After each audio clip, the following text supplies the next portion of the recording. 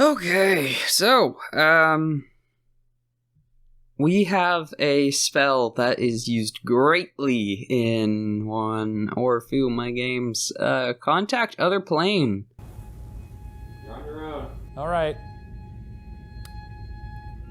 Hey there, demons. It's me, your boy. 5th level divination. Ritual. Casting time of 1 minute. Range of self. Components verbal. Duration 1 minute. Mentally contact a demigod, the spirit of a long-dead sage, or some other mysterious entity from another plane. Contacting this extraplanar intelligence, constrain, or even break your mind. When you cast a spell, make a DC 15 intelligence saving throw.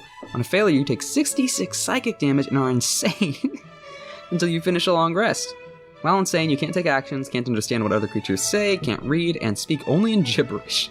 Greater Restoration spell cast on you ends this effect. Whole day.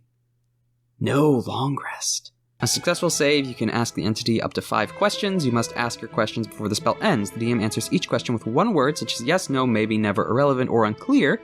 The entity doesn't know the answer to the question.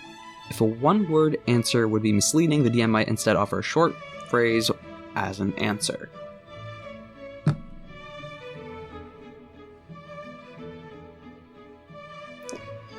So, yeah, no, that's an interesting one. Forcing the caster to actually make a save. It's casting time of 1 minute. In addition, a ritual. This is meant to be cast usually outside of combat. I mean, I can see why. Definitely a utility information spell. You're not going to be doing this in the middle of combat, especially with the chance of what can happen. The DC 15 intelligence saving throw. So if you're a wizard casting this, that's not going to be too bad. If you're another class casting this, good luck.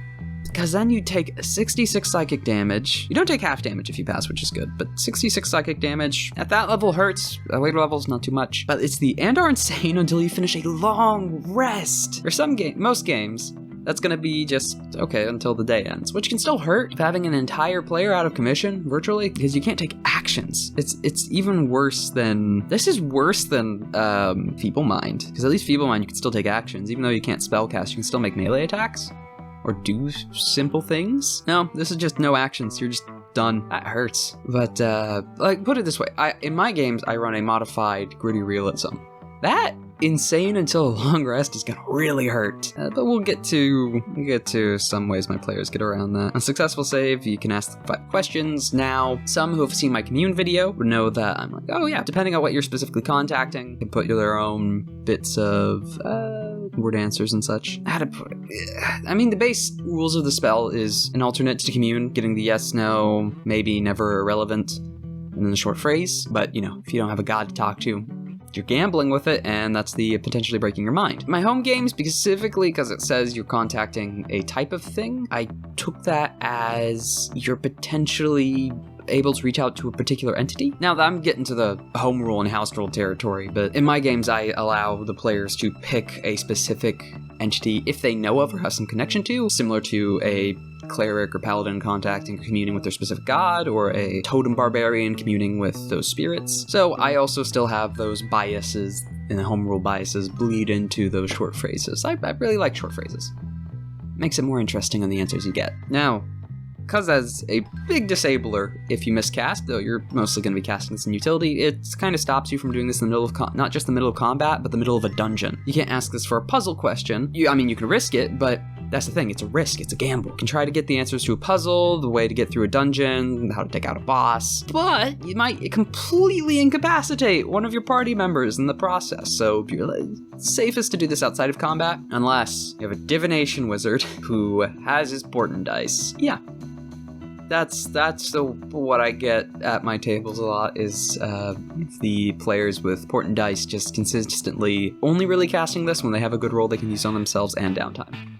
I don't think they've ever suffered the insane thing. I think maybe once. Can't upcast it, but you don't really need to. It's 5 questions instead of the 3 commune gives you. A little more. That risk though, the 66 psychic damage, and the insane. Ooh. Can still be cast as a ritual though, and this doesn't, the big thing, this doesn't lose its answer chance. It's not the 25%, oh, you might get no answer, you might get a false answer. You could just keep casting this, which is where the intelligence saving throw comes in. It's basically so you can't continuously do this, because likely one of those saves you're gonna futz up and end up insane and incapacitated for a very long time.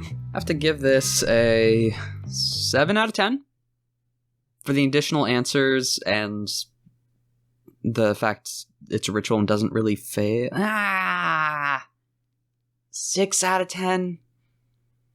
Because it can just entirely incapacitate you, even with all the additional answers and the continuous casting and still not getting a false or no answer.